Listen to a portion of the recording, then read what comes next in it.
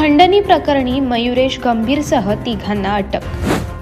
पिस्तूलचा धाक दाखवून एका हॉटेल व्यावसायिकाकडून 50,000 रुपये हिसकावून घेणे आणि लाखो रुपयांची खंडणी मागितल्याप्रकरणी सराईत गुन्हेगार मयुरेश गंभीरसह तिघांना पोयनाड पोलिसांनी अटक केली।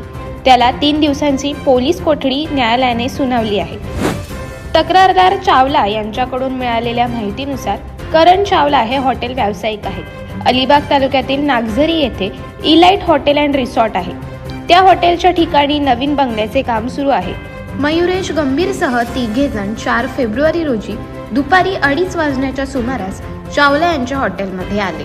मी गँगस्टर असून येथील सर्व हॉटेल व्यावसायिक दर महिन्याला पॅकेट पैसे देतात। हॉटेल जवळ बंगल्याचे काम सुरू आहे।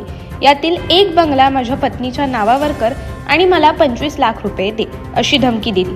मयुरेश गंभीर यांच्या पत्नीने सोन्याच्या दागिन्यांची मागणी केली। तसेच लवेश याने रिसॉर्टमधील कामाचा ठेका मला द्या असे हिंदीमध्ये सांगून धमकावले।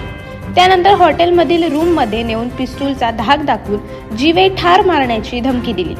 तसेच फिर्यादी चावला यांच्या खिशातून 50,000 रुपयांची रोकड हिसकावून घेऊन गायब झाली।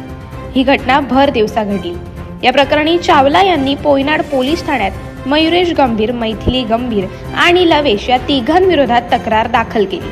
घटनेचे गांभीर्य ओळखून सहाय्यक पोलीस निरीक्षक विजयकुमार देशमुख यांनी आरोपींचा शोध घेऊन त्यांना गजाआड केले।